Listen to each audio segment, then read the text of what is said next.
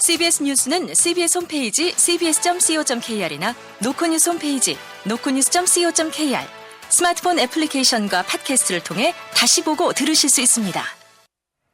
부산 소식입니다. 학교 근처의 문구점 등이 위기 상황에서 아동을 보호하는 아동안전지킴이 제도의 주체입니다. 그런데 당사자인 아동과 업주들은 존재나 역할을 잘 모르는 것으로 나타났습니다. 경찰은 올해 지킴이 집 수를 대폭 늘린다는 계획이지만 숫자보다 내실을 다시는 정책이 필요하다는 지적이 나옵니다. 보도에 정혜린 기자입니다.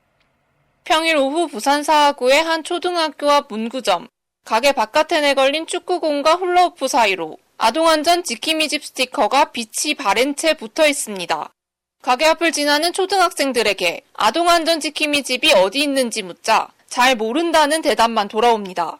아동안전 지킴이 집으로 지정된 가게를 운영하는 업주들 역시 아동을 보호하는 구체적인 방법까진 자세히 알지 못합니다. 아동안전 지킴이 집 지정 가게 업주 30대 박모 씨입니다. 매뉴얼을 따로 받지는 못했고 아주 체계적인 매뉴얼을 제가 그것까지.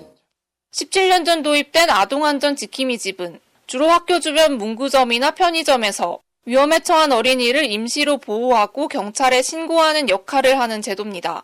부산경찰청은 기존 345개소인 아동안전 지킴이 집을 올해에만 240개소를 추가로 지정해 운영하겠다는 계획입니다. 이를 두고 현장 상황을 고려하지 않고 개수만 늘린다는 비판이 경찰 내부에서 나오고 있습니다. 행정안전부 안전지수 평가 항목에 이 숫자가 포함되기 때문에 대폭 늘려야 한다는 건데 실제로 어떻게 운영되는지는 검토 대상이 아니라는 겁니다. 전문가들도 단순히 개수를 늘리는 것보단 당사자를 상대로 한 교육이나 홍보 등이 더 이루어져야 한다고 지적합니다. 최종술 동의대 경찰행정학부 교수입니다. 별로나 아니면 반년 만에 한 번 정도 관련해서 교육도 하고 위치를 알 수 있는 지도까지도 만들어주면.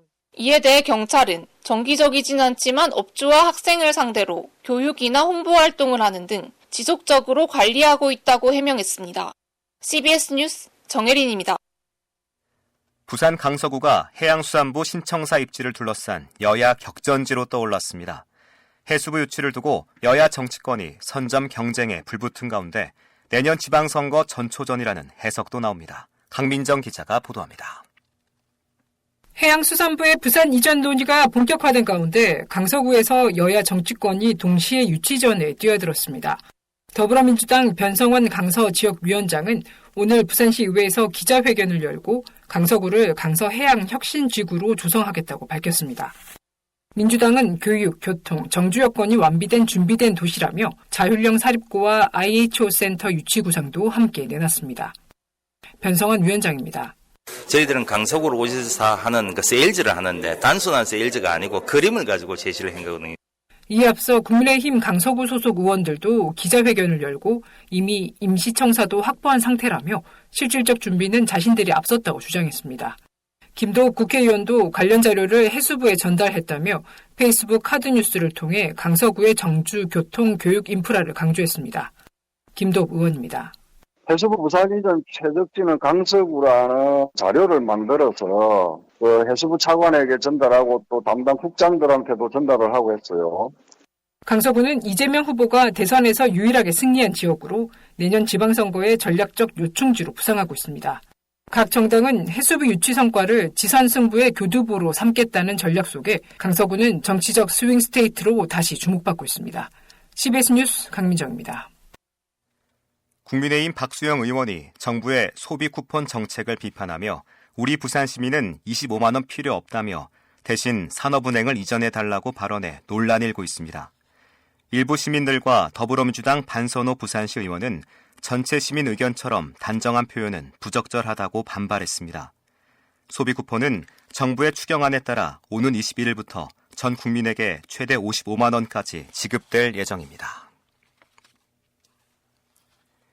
부산 해운대경찰서는 80대 노무를 살해한 혐의를 받는 50대 여성 A씨에 대한 구속영장을 신청할 예정입니다. A씨는 오늘 오전 해운대구 한 아파트에서 80대 어머니 B씨와 말다툼을 벌이다가 여러 차례 때려 숨지게 한 혐의를 받고 있습니다.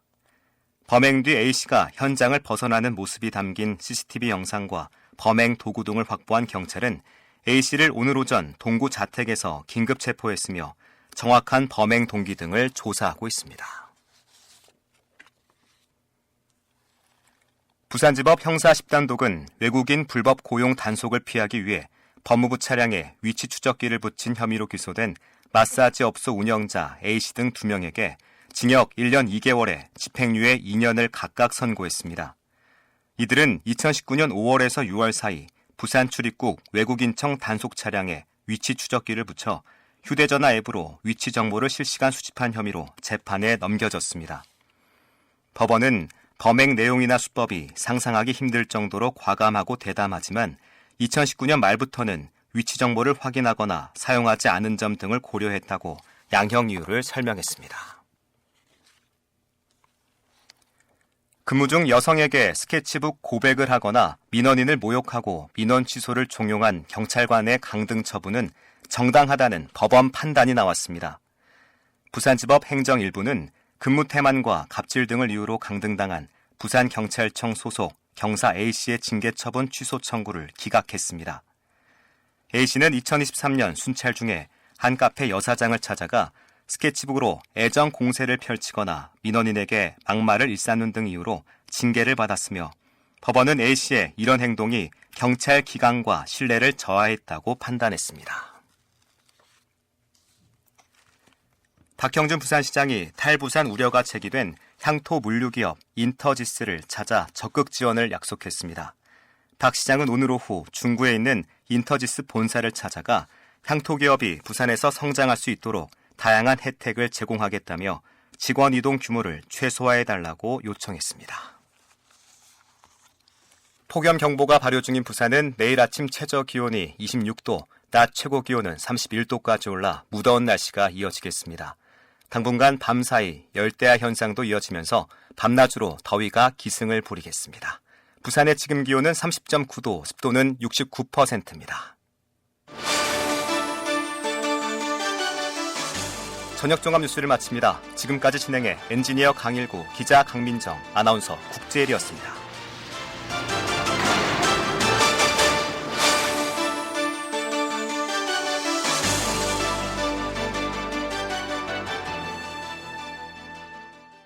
CBS